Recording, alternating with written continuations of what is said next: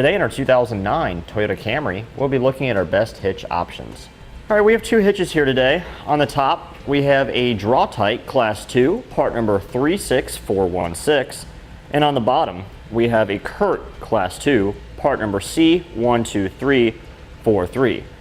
Now, as you may notice, our hitches are very different here today.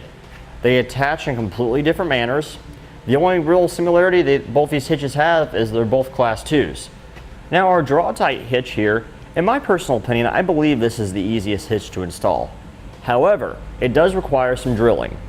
If you look back here on these large arms that extend past the frame of the hitch, there are two 1/2-inch diameter holes here where you would have to drill holes in the spare tire well of your trunk and install bolts through in order to help support the hitch. However, because those two bolts are there, it does add a lot of extra strength to it and does make an easier install than the Curt, in my personal opinion. If we look over here on the side, you can see that there are two holes here. If you look on the other side, there's a mirror image of those. There's two more existing holes. Both of these holes on this hitch go into existing weld nuts that are in the rear bumper support of the vehicle. Now, our Curt hitch attaches in a very different manner. We have 3 bolts on both sides here at the top, and then another one here on the front right here. This bolt hole here actually goes into one of the weld nuts that the Draw-Tite hitch would have on the bumper support. These right here on the passenger side is where your exhaust hanger bracket goes. It will relocate the exhaust hanger bracket slightly lower underneath the hitch right here. It's not going to affect the look of your exhaust at all. It's not going to hang any lower than what it normally does, so you don't have to worry about your exhaust dragging on the ground. Every hole on the Curt hitch goes into factory weld nuts. There is no drilling or spacer plates or carriage bolts or fish wiring required. You just install bolts into them. However, this outer hole here, it goes onto a weld nut that's on a tab. Now, these inserts are on a plate inside the frame, and it can move around on you when you remove the bolts, and this tab can bend very easily. As you can see, I'm just shaking it back and forth just with my fingertips right here. So if you're not careful when installing the hitch, you can bend this up and have to bend it back down, and hopefully you can get your bolt to line back up with it. Now, it's got our standard 1.25" opening here.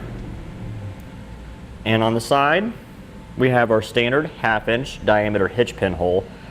Now, our Curt hitch also has a standard 1/2-inch diameter hitch pin hole right here to secure our hitch mounted accessories. We have a round safety chain loop to support our safety chains on our trailer. If we come down and look at the Curt, you can see that we don't have round loops on this one.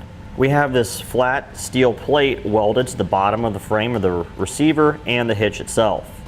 Now, on the Curt, you really can only access the safety chain loops from directly in the front.